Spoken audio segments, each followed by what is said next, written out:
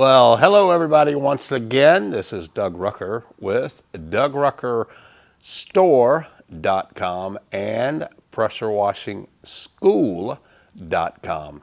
Hey, real quick, just wanted to remind you, coming up May 17th, that's this Saturday coming up, is our next hands-on training. We've already got 8 or 9 folks signed up for that one, and then the next one will be June 7th, and we've got a couple signed up for that one as well.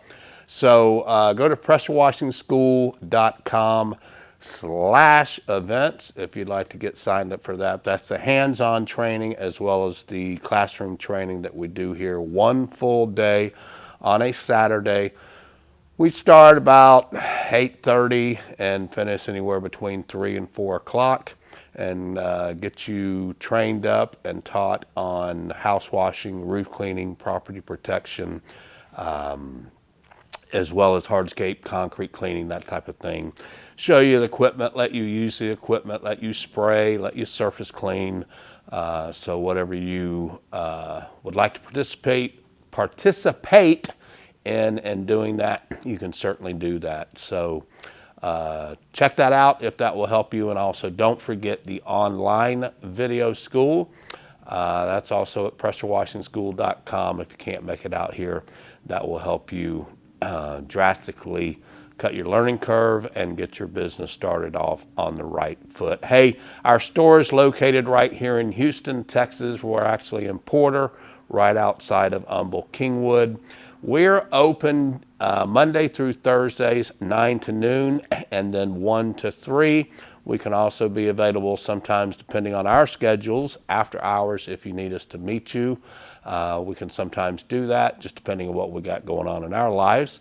And then Fridays, we're open from 9 to noon.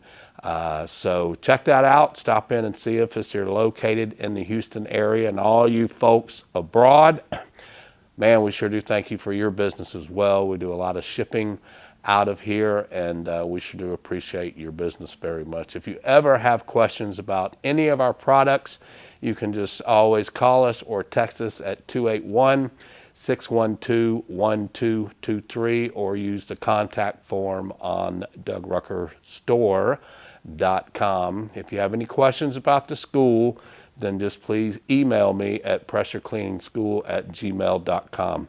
Facebook Messenger is not the ideal place to contact me because I'm not on it a lot, and I don't really check it like I do the text messages or emails. So anyway, stop in and see us when you can. Hey, coming up is a 2-Tip Tuesday. Going to start reviving that and giving y'all a couple of tips on from job sites and things of that nature to help you out. So 2-Tip Tuesday coming up next.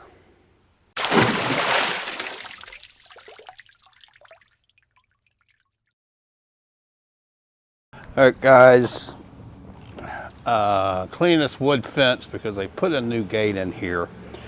So I'm using what's called our roof and deck cleaner. When it says roof, they're talking about wood shingles, wood shakes, whatever. I guess you could clean shingles with it, but yeah, it's going to require pressure. But anyway, it's like there was a little bleach was in my hose when I started cleaning. But anyway, I'm using the wood deck cleaner, roof and deck cleaner from the website. I'm spraying it on. Normally have a 12-volt sprayer, pump-up sprayer with me, but I didn't bring it today. And my other sprayer that I had this stuff in had a hole, small little hairline crack in the tank, so it quit holding air.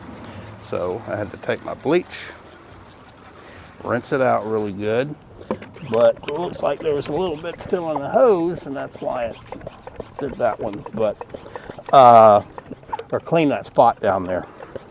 So this is a great wood cleaner. Now I'm applying it pretty liberally, putting a good coat on it. I can't say liberal to save my life. or liberally. So just put a good coat on it and let it sit, and then I'll clean it one of two ways. I'm gonna, use light pressure, and so I'll use either the 25-20 fan nozzle, which is the standard low rinse nozzle for a J-rod for an 8-gallon per minute machine. Sometimes I'll use the adjustable one with the yellow tip. I'll show you both when I get to cleaning, but I'm trying to explain everything before I start actually cleaning because the machine will be running and I want you to be able to hear.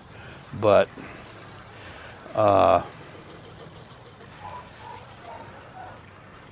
this is, when I start cleaning, what I'll do is I'll start down here and put a nice little swath or a nice little line right across the bottom, especially when they have these baseboards down here. And then I just go up and down, never stopping. That's the key to cleaning wood, is don't stop in the middle of the wood. So have you a clean spot that you go down through the clean spot and then come back up over the top of the fence. And you'll see that when I start cleaning it. Hope I have enough of this to last. Switch it to the mist.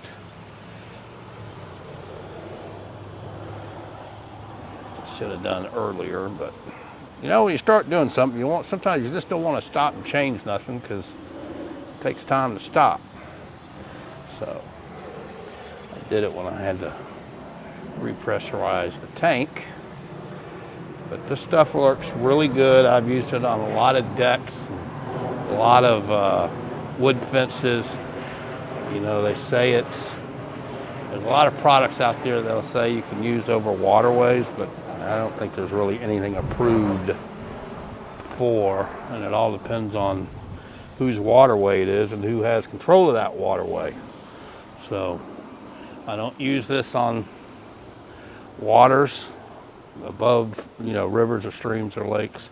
Usually those we just clean with water and light pressure and just explain to the customer why.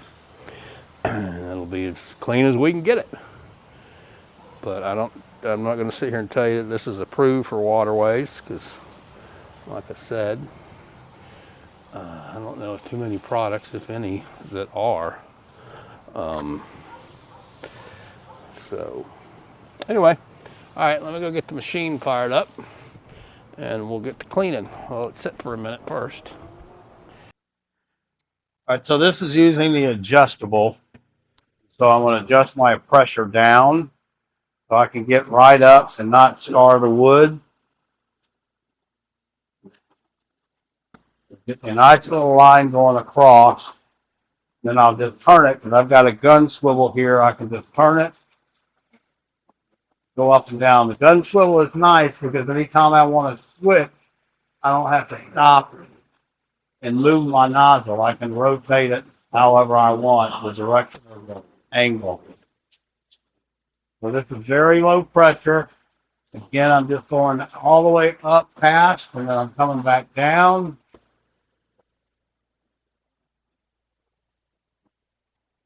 This is not going to look like the brand new fence when it's dried.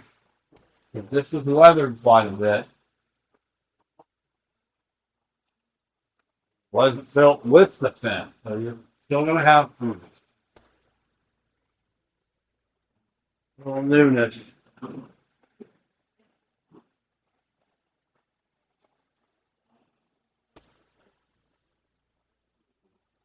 Want to keep that nozzle about the same distance every time you're going up and down. Yes, there's some furring of the wood that's going to happen. It's normal. There's a fence cleaning. Show off anything to anybody.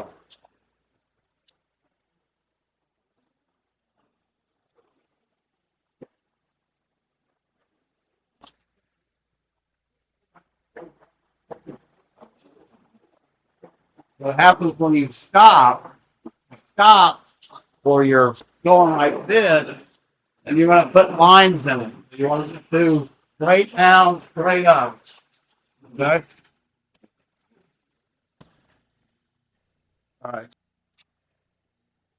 All right, guys. Same thing. I'm using the 2520 just on my regular wand. I've got a gun swivel here so I can rotate my angle. So same thing. I'm just going to put a little line right down here at the bottom, stay in the same distance, and turn it. And go up and down, keeping that nozzle in about the same distance every pass.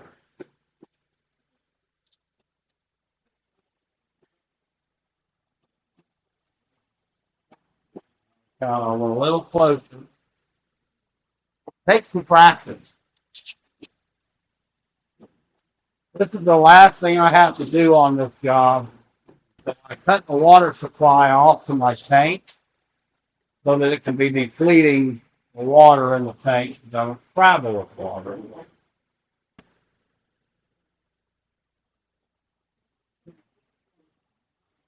So kind of go over and make sure I'm looking at any spots. Part of the wood. Okay. The last thing I'll do is pop my gun off and rinse it all with my ball valve.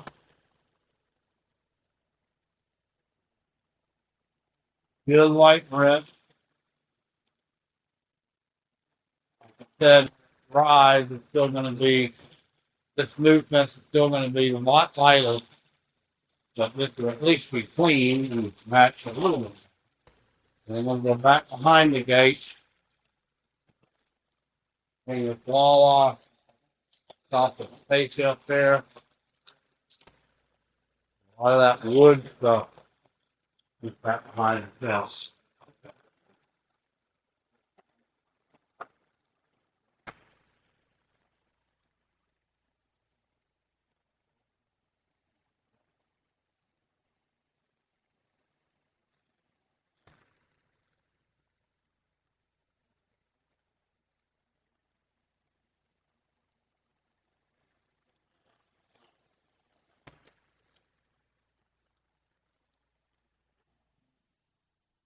And that's a wrap on the fence. This wasn't part of the job. I'm just doing this because I wanted to make a video for you guys. All right, guys, there you see, that's just a light pressure cleaning of a fence. Sometimes I will use bleach, it depends on the customer, but like I said, you're gonna have some furring when you're cleaning a fence like that. No way around it. Unless you're just using bleach and rinsing, but then it has kind of a white look to it. So this kind of green stuff, that's just in the wood. So if I was staining this fence or sealing it, I'd sand it, and then oxalic acid I would use also, just to kind of take out any nail bleed and brighten the fence up, and then stain it or seal it. But we're not doing this. This was just a cleaning. I was just trying to help them kind of match it up a little bit so it didn't stick out as much. Okay, guys, I hope this has been helpful for you guys. Just kind of the way I do things that I've been doing for many, many years. Lots of people have different ways of doing things, their own personal preferences. That's a lot of this business, is getting your personal preferences down, how you like to clean things, what kind of equipment you like, all of that kind of stuff. So again, I hope it's been helpful for you guys, and don't forget the hands-on training coming up May 17th, and then the one after that is June 7th, and then the online video school as well. So thanks so much for watching. Hit that subscribe, hit that bell so that you get notifications when I come out with something that could be useful for you. Sure do appreciate everybody.